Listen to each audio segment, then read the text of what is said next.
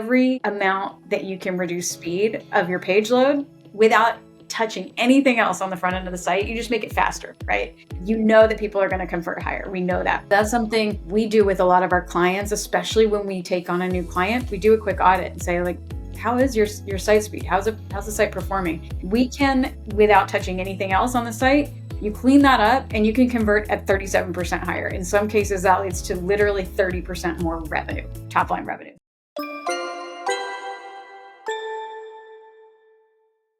Welcome to the Ecommerce Marketing Podcast, the highly rated digital marketing podcast that provides weekly digital marketing tips and strategies from some of the world's top digital marketers and e-commerce entrepreneurs that will help you take your digital marketing to the next level.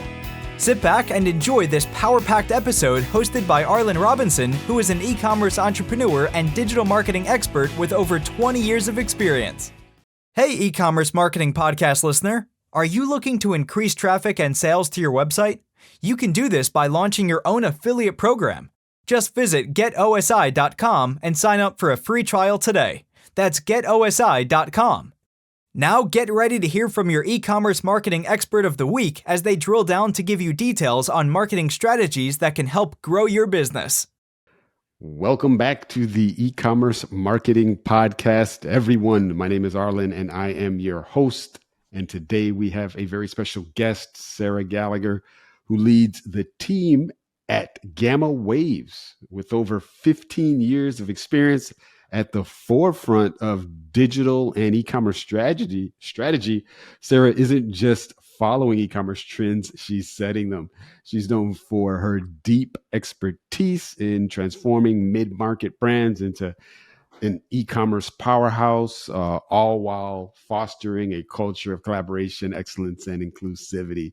I'm excited to dive into the powerful topic with her today, which is performance, and specifically speed, and why it matters and how it can supercharge your marketing, testing, targeting, and CRO efforts across the entire customer journey. Welcome to the podcast, Sarah. Thanks so much for having me. It's great to be here. Yes. Yeah. And thank you for joining us. I'm really excited to talk to you. Today it's all about performance and, speed to market and speed to acquiring customers and speed to keeping customers. And so we're going to be touching on a lot of those different things, all of those fun things that I think as an e-commerce business owner, if you are an e-commerce business owner, always have to be pretty much top of mind, especially in this particular space. But, before we dive into that, as I said in reading your intro, you definitely have been on the forefront of things for quite a while with some major players in the space. I was looking back at your whole tenure, and I saw that you started off, as far as in the e-commerce space, specifically, you started off at the North Face company, and we're doing digital and e-commerce strategy there. So you've kind of seen it all when it comes to e-commerce. Like, those were like the early days, and up until now with what you guys are doing at Gamma Waves. So what's I'm really curious, if we go all the way back to prior to you coming into the North Face company, what really drew you to the digital space, the e-commerce specifically? Yeah, what really drew me in, I started in digital marketing, and then what really attracted me to e-commerce is what I still love about it today, is that the pace of change is so rapid. So even back then, things were changing quickly, and there was always something new to learn. And I feel like that's only accelerated. We're still looking at that now. We're still, every day there's something new, right? Especially now with AI, I can't tell you the number of technology partners I talk to literally daily that have like some new way to look at data, do something to your site. So, to me, that's exciting. So there's always something new to learn. That's what really drew me to it originally. And right. I mean, back when I started the North Face, I started even pre-e-commerce. So I was working there and literally launched the first e-commerce site for the North Face. Wow. So, yeah. Wow. That's a big deal. Yeah. So you definitely got in on the ground floor for sure. Yeah. So, okay. Yeah. I know back then things are a little bit different. I mean, if you kind of are looking at that kind of says a lot, starting at North Face prior to them even selling their products online, and then kind of helping them create that space. Yeah. But I totally agree with you. What's exciting about it is the change that's happening, the change that's happening so quickly in our space. It definitely keeps things interesting. Especially like you said, with AI and all of these changes that are coming down so quickly. Yeah, I'm really curious from those early days to now, looking at e-commerce, what would you say is the biggest change that you've seen as far as brands just, selling online from then to now? What's the biggest change? I think the biggest change now is, I mean, it's table stakes, right? It didn't used to be. And I think Yeah. now not only is it's basic to just say it's table stakes to be selling online, of course, like that's even too obvious to say. But Yeah. I Yeah. think Yeah. now everybody understands, all brands understand, not only do you need to be selling online, you need to be delivering a great on brand, friction free experience to keep your Mhm. customers. And I think earlier days, there was less understanding about what is best practice, how do people expect to shop. There were fewer expectations because there wasn't Yeah. any standard. And now I think we know who's shopping, we know how they're shopping, we know what device they're using to shop. And I think that the biggest difference is people know that, and there are standards, and then also tools to use to evolve and continue learning about breaking new ground against those standards. Yeah. Yeah. Yeah. I agree. It's the volume is, I don't know if I know the numbers off the top of my head, but from then to now, as far as what's being sold online, it's just a tremendous leap. Massive. And so, yeah, it's we're in a whole different arena now. And that's Mm-hmm. yeah, I totally agree. It's back then it was for a brick and mortar business, it was a nice to have, maybe, to be able to sell online, but now it's a must have. And Totally. I've had this conversation with many people before that have been on the podcast. When you look at some of these larger big brick and mortar companies that waited a little too late to kind of get their act together online, a lot of those companies were flushed out during the pandemic. That's right. One of them that I was really surprised about, even though they've had a rebirth through their acquisition, was the Bed Bath and Beyond. Oh, yeah. How they went. I was a little surprised, but not so surprised about it. Because I would go to the brick and mortar store, and they always they had that strategy with those coupons that they Yeah. mailed you out. What was it? The 25%, 20% coupon. They could get you into that store. But one of Yeah. the things that I saw, one of the last times that I went there, was their digital experience. With They had a rewards type program, Mm-hmm. and it was clunky at the least. And because I remember, trying to get onboarded at the store, they were saying, they had like a digital version of the coupon. They were saying, okay, you had to create an account, but if you don't do that, then you can't get it. It was, Mm-hmm. I kind of quickly saw that. I was like, oh boy, they got to get this together, because they're going to get, they're going to get Totally. Yeah. I mean, stomped talk on. about a brand that had like such great opportunity. They had Yeah. so much awareness. Everybody shopped there. And then to not be able to make that digital pivot Yeah. is like, and create, they had a captive audience and they knew how to get people into the stores, and to not be able to Yeah. extend that was a real miss. It was. Yeah, it was a huge miss.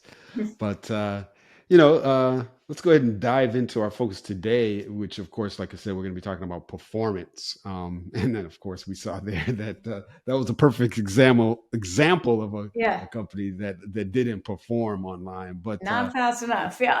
yeah, exactly, not fast enough. So why does speed across, if we're looking at the customer's journey, why does it matter so much right now in the e-commerce world? Yeah. So right now, one of the main reasons that speed matters the most is we all know that advertising has gotten more expensive. And so you need to make sure that your ad dollars are working as hard as they can be when you bring someone out of a meta ad into your site. Otherwise, you're throwing that money Yes. away. And so as Yep. those budgets are coming increasingly under focus, what we know on the site performance side is the faster your site is, the longer you're going to keep people there and the more likely they are to check out. So even like 5 years ago, Google did a big study, and basically the output of it is milliseconds equals millions. So every amount that you can reduce speed of your page load without touching anything else on the front end of the site, you just make it faster, right? Oh, wow. You know that people are going to convert higher. We know that. And so Okay. that's something we do with a lot of our clients, especially when we take on a new client. We do a quick audit and say, like, how is your site speed? How's the site performing? We can, without touching anything else on the site, you clean that up and you can convert at 37% higher. In some cases, that leads to literally 30% more revenue, top line revenue. Wow. So I can't stress it enough because it's not sexy. People don't love to talk about it. Like, I want to talk about cool brand initiatives and landing pages and get creative. Yeah. And I do too. Like, it's more fun to talk about that stuff. But I think the performance is something also that can degrade over time. So you kind of don't do it. It's not in your face. You're not looking at it. Yeah. And your advertising is less effective. Your SEO is less effective. Your marketing dollars are going more to waste. And it's so impactful if you can clean it up. So that's why I feel like I'm an evangelist for it right now, because it's just it makes such a big difference. Yeah, it's that's fascinating. Just how, like you said, those small little changes, the milliseconds can make such a difference on the bottom line. It's amazing. And I think a lot of times brands, like you said, it's not sexy. It's not something that marketers want to focus on. Yeah. But it's there. And I think a lot of times brands are thinking that, especially brands that are, let's say, on a Shopify platform. And what brands may not necessarily realize is that there's a lot more that's in their control, even though their store is hosted on these platforms like the Shopifys of the world and or BigCommerce or what have you. Yeah. There's still a lot that they can do. And speaking of that, what are things that they can actually do, some tangible things that are going to, increase the speed if they're on platforms like Shopify? Yeah. So some of the things that a store owner can do on their own without any developers needed on something like a Shopify is, first of all, make sure that your images are all sized correctly, that you're not putting up huge images and videos, you're optimizing them before you load them in. Shopify will optimize a little bit for you, but you want to make sure that you're not asking it to do more than it can do, right? Yeah. The next thing is doing an audit of the apps that you have installed. This is a big one that we often see, is like maybe someone installed an app, tried it out, isn't using it anymore, isn't paying for it, but it's sitting there and it's running on your site. I see. So that's a really big one, is going through those apps, uninstalling them, and cleaning out any sort of remnant code, right, that might be left over. Gotcha. So that's another one. And then it can start to get a little bit more technical, but it can be kind of like a one-off project where you're like, hey, let's make sure that all the images on your site are lazy loading. So what that means is when someone hits a page, the things at the top of the page load first, and the site isn't trying to load something at the bottom of the page before the top of the page, so that your top of the page just looks like it's churning, while things that someone's not going to see maybe ever are loading in. So it's kind of a more efficient way to load in. The other thing to do is to make sure that all of the code is written in really elegant ways. So you're not creating loops that are taking time to load before the customer sees anything. So it's a lot about code efficiency are some of the big things that people can do. Hey, before we jump into the next question, I want to take a quick second to talk about something that's been a game changer for so many business owners, including myself. That's public speaking. If you're running an e-commerce brand, marketing agency, or any business, your ability to communicate clearly and confidently can really make all the difference. Whether you're pitching to investors, speaking at conferences, or even just creating content that connects with your audience. That's exactly why I created speaktoempower.com, a coaching program designed to help you master public speaking without fear. You can start with my free 10-day course where I walk through essential strategies to overcome nervousness, engage in the audience, and speak with confidence. And if you want to go even deeper, I offer weekly virtual group coaching sessions and one-on-one coaching tailored to your needs. So if you've ever felt like you could be more confident on camera, on stage, or even in day-to-day business conversations, head over to speaktoempower.com and get started for free today. All right, now back to the episode. I totally get it. A lot of times I think when you're thinking of these platforms like Shopify and, I've seen it before. We've got many e-commerce customers that are on Shopify, and I've seen their back ends. They got a ton of apps listed there, and some of them aren't. A lot of them aren't active, but they don't realize that there's still that underlying code that is still embedded within various pages of their site, even on the checkout success pages that are slowing things down. They just don't really realize it. So Exactly. it's a key Yeah. thing. And one other thing that I just thought of is on the, when you're managing your own store, just making sure that you're uploading different versions of images for desktop and mobile. You don't need as big of an image for mobile, but a lot of times people will just upload one and let Shopify take the desktop and make it a mobile image. That slows things down on mobile. So just don't do it. Totally within your control, and something that we see a lot of retailers doing just for ease of management, but can really start impacting that speed. Gotcha.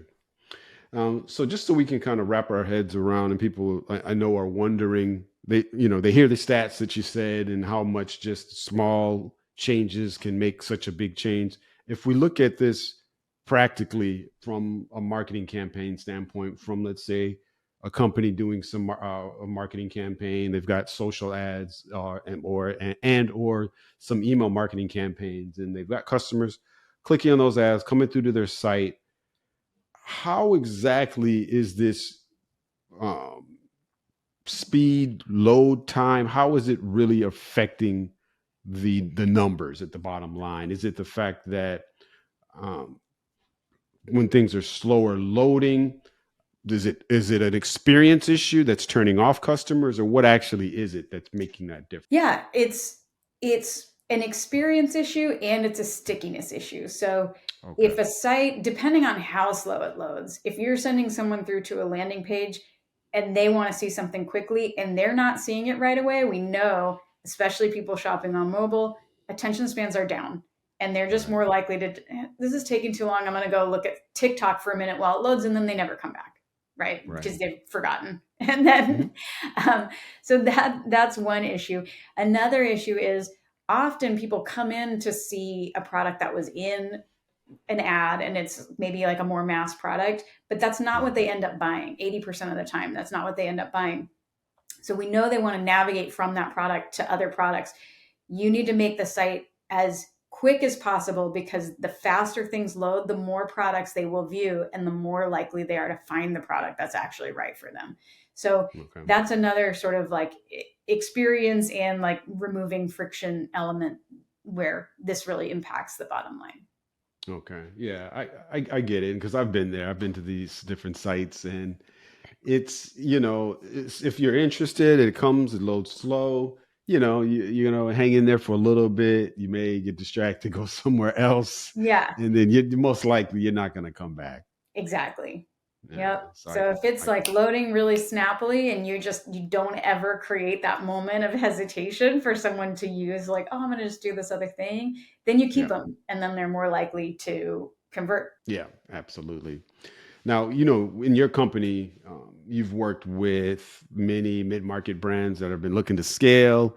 I wanted to know if you could walk us through a specific example where some performance upgrades that you did or that you led increased to a measurable impact on the conversion rate and just the overall ROI. Yeah, definitely. So we started working with a new client that's in the apparel space, kind of higher end. So average price point, maybe around $300 an item. And they came in going, our conversion rate feels really stagnant. Can you help us? We did a quick front end and back end audit. So the front end audit, we'd look at, hey, here's what we might change on PDP. Those kind of like more exciting things that we like to talk about. But we also did the back end audit. And we said, hey, let's address these issues with things like image sizing, code quality, lazy loading, the things that we kind of touched on earlier. And so let's just fix those. So we set a really good foundation for doing this testing and more fun front end things after that. In 1 month, we did a sprint where we just cleaned all of that up, didn't touch anything, didn't change anything on the front end. We increased conversion rate by 37%. We increased revenue by 30%. So this was a $20 million business, $20 million a year business.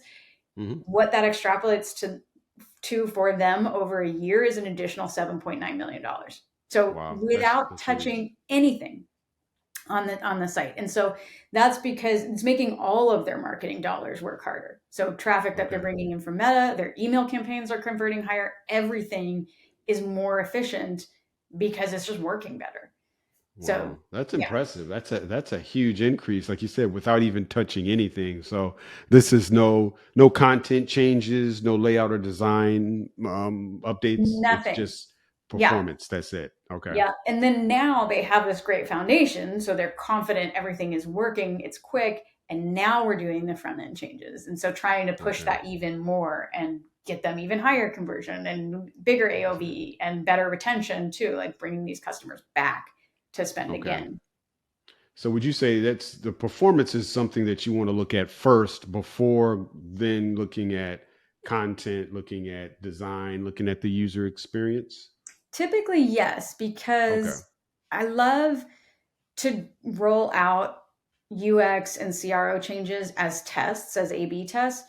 But if you can't isolate out like friction or poor performance, then you're still muddying the water. Like, yes, you can still drive improvements, but better to just have a really solid foundation and then build on that so that you're confident, like, okay, we've gotten this as fast as it can be. Now let's test on it and keep getting like winners on the front end. And we also, we see people like adding things on, and then sometimes that can drag down performance. So like, let's tighten it up first and then add or refine or whatever we're going to do. Now, I'm really curious because I just had someone on my previous recording last week. We talked about shoppable social ads and this whole evolution of the TikTok shop and all of these social platforms now, doing an integration where the purchasing can be done on their platforms, Yeah. Now, if we're thinking about performance, it seems like in that case, a lot of it is kind of out of the brand's hands because it's on their platform. What's your experience dealing with some of these, like the TikTok shops and some of the other platforms, the different plugins that are available for Shopify? Is there a performance issue, or where are we in the game right now? Yeah, no, I think we talk about this a lot. There's not a performance issue in integrating with those channels, like just to start. So I think it's great for brands to be able to do TikTok shops, Instagram shops, and even Shopify, the shop app. So I think those channels are all great, especially when you're building awareness, being discovered by customers who might not have heard of you before, resurfacing top of mind to someone who has seen an ad somewhere. So I think that's fantastic. And I think the goal always is to bring people back to your own site. So let them find you there. Let them find you anywhere. I think it's great to be there and be in those channels and allow that brand expansion and make sure that you've got great photography that looks good. Like that is sort of a little bit part of the performance. So when it is pushed out, your product data is in good shape and it looks good on these other platforms. But then once you get the customer, you've got the customer, and hopefully eventually they'll come back to your site to engage more with the brand and have a really great experience there. That's fast. That's a little bit deeper into the brand, that kind of connects with them a little bit more. So that's always the goal, is like find them anywhere and then bring them back to your own site where you can own them. So I think they still work together really nicely. Okay. I see. But ultimately, you want to own that customer. You want to get their data and do whatever you can to keep control of that particular customer. I see. Exactly. Okay. Now, as e-commerce evolves, as we've said, it's continually evolving so quickly, which is making why everything is so exciting. Um, where do you see this whole performance optimization space heading in the next few years? Is there any particular emerging technologies that are coming down the pike that brands should keep an eye on? Yeah, I think there are a lot of emerging technologies. I mean, one, though, I would still say baseline is just keeping an eye on your performance data on a monthly basis, like sort of Okay. technology aside, right? Like looking at your Google PSI or your GT metric scores, looking at where you can make improvements or just at least being aware of what you're doing, I think is really important and something that, again, it's not the most fun thing to look at, but just making sure that you're getting those reports. And I think, will more technology come out that makes that even easier, like kind of generating reports using AI? I think certainly. Yep. I have not seen Mhm. that yet, but Yep. that's actually a good idea. If someone's listening, start that company. Yeah, for sure. Would subscribe to it. Yeah. But yeah, I mean, I think just getting it on brands' radars is like, I'm going to put this on my monthly to do this or on my agency's monthly to do this. Like, send me this report and let's see if there's anything that jumps out. Right? Okay. It should be an ongoing conversation that makes it a lot Okay. easier to deal with rather than letting things sort of deteriorate and then trying to fix it. Yeah, yeah, that's always best. Just setting a priority to look at it at least on a monthly basis, and then deciding, okay, what do I need to do? Is any changes we need to make? Because otherwise, yeah, you can fall in the trap of, like I said, some of these brands that I've seen, or these companies where, you know, a year goes by, and then you've got, excuse me, all of these apps you're not even using that are just slowing everything down. And yeah, Yeah. if you don't keep an eye on it, then that can definitely happen. Well, Sarah, as we get ready to close things out, I know there's many businesses owners listening. There's digital marketers listening that are in this space that are looking to, make some changes and kind of keep performance kind of at the top of the mind. Would you say what would you say are a few tools or frameworks that a brand can use to really get started to just assess their speed and their performance across their entire funnel? Yeah, I think it's good to look at Google PageSpeed Insights. So, free Okay. tool. You can go there and look at it. It's not the be all end all because it is sort of how Google looks at your site, but that's still relevant because Google's still driving a lot of traffic to a lot of sites and impacts how your site shows up in organic search and things like that. Another great tool to use, free to use, is GT Metrics. That's metrics with an X. And Mhm. then I have a framework on my site at gammawaves.io that you can look at. It's just a checklist that you can run through or have your team run through for things to look at using those tools. So you can say, like, how do I rate doing this? So that's another kind of framework that you can use, but it's really just taking a look at the things I touched on before. How big are my images? What are my scores? How are things loading in? What old apps do I have lingering around? So it's just kind of looking at all of those and ticking them off. Okay, awesome. Well, thank you for sharing that. Those apps are definitely ones that I'm familiar with that, if people aren't, they can check those out. And that's definitely a great place to start so they can at least, assess where they are and then stay abreast of things, like you said, on a monthly basis, go through that checklist and Yeah, see. exactly. And Yeah, just yes, and, assign that to somebody and yeah, get it done. exactly. Okay, sir. Well, this is awesome. I definitely have learned a ton. I know our listeners and viewers have as well. Before we wrap things up, I always like to close things out so our audience can get to know you a little bit better. If you don't mind sharing one closing fun fact about yourself that you think we'd be interested to know. One fun fact about myself is that I just hiked to the bottom of the Grand Canyon and back out again. Wow. Okay. Interesting. How long did that take?